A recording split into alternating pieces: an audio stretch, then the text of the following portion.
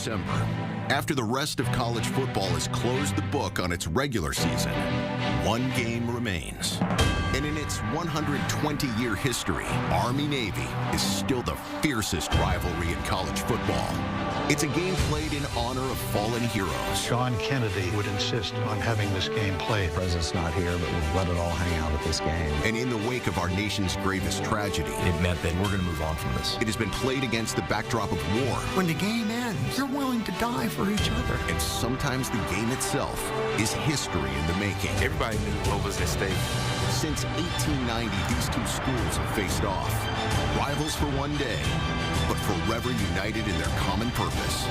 These are four of the greatest games ever played on this stage. This is Four Sides of the Story, Army-Navy. And for the first time, it is going to be live from Foxborough, Gillette Stadium, where the Patriots play Saturday, 3 o'clock Eastern Time on CBS and streaming live on Paramount+. Brian Jones is going to be there in person. Brian, it's always a unique game because you don't see this style of football everywhere, but I can get behind this because I'm an Iowa football fan. So you got evenly matched teams here, a 3-point spread, and a total of 27.5. Sign me up for this. Yeah, you're right. You're Iowa Hawkeyes, man. Not much offense to sing about there in Iowa City, but this is such a unique football game, and you have to experience it. Nothing I'm going to say is going to be able to encapsulate what it's like to be there in person, and it never gets old. This will be my 6th or 7th Army-Navy game in person, and they all have their unique qualities to them. Of course, last year we had the first overtime version, with actually double overtime version in this ball game. But the intensity of the matchup, and then what's looming on the horizon once the game concludes, with both sides joining arm in arm, a brotherhood that has a common commitment to protecting our nation and our freedoms. That's what makes it so special. But as far as on the field, it's the purity of the game. And both of these teams know each other so well. That's why each year, neither side is able to match what they've been able to do in other ball games as far as points on the board, yardage, because they know each other so intimately that they shut all that down. So it's a fierce back and forth, and it usually comes down to turnovers, and it comes down to handling the ebbs and flows of this game, such as other rivalries in our beautiful college football landscape. But man, it is so special, and the emotions, they're palpable. When you walk in, and the cadets and the midshipmen, they have that march on. You have to experience it if you haven't had the pleasure of doing so up to this point. 124 years, and the very first one from Foxborough, Massachusetts. Weather forecast looks pretty good, calling for temperatures in the 40s with overcast skies. As of right now, no snow in the forecast. These programs, yeah, I know you like that. It's a great aesthetic to watch the game on TV, but for somebody that's going to be there, snow, no good. The killer alternates that these programs offer up each and every year, and Air Force is in this as well. Just fantastic stuff. This matchup gives us the Army Desert Camo against Navy's Silent Submarines. There's Army fitting right in the desert. And look, land versus sea, it's awesome. I'm siding with Navy on this, though. You're going to see the Silent Submarines in a second.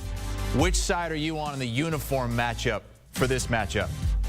Dude, I got to go with both. I'm sorry. I just can't pick between. I love this deep, deep navy color that the midshipmen will be wearing, and that desert outfit by Army. That's pretty sick as well. So I'm liking both. So I would wear, that desert one down here in Florida, and that deep, deep navy up in the Northeast where it's cold. So I got to rock both of them, man. And that's another special part about this matchup is the uniforms. They come with something that's so cool each year. Both academies do, so it's hard to choose just one.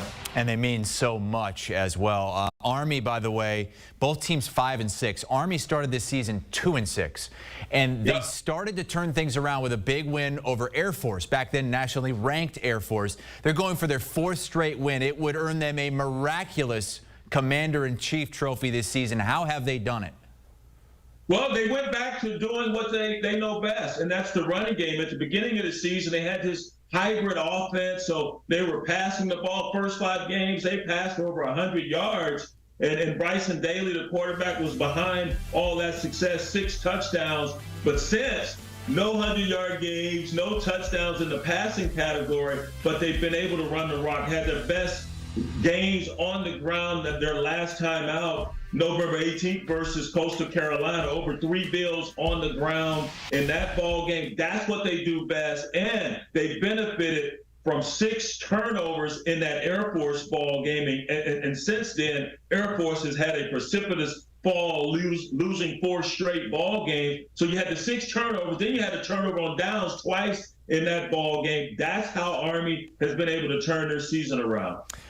This game will be played Saturday, 3 o'clock Eastern time on CBS. Brian Jones is going to be there. We also have bowl games beginning in just a couple of weeks, and we have our CBS Sports All-American teams out today. You can find the whole list at cbssports.com. Most notably, I guess, at the quarterback position, it's LSU's Jaden Daniels who gets that nod. What stands out to you when you look at the All-American offense and defense that our experts at CBS Sports picked?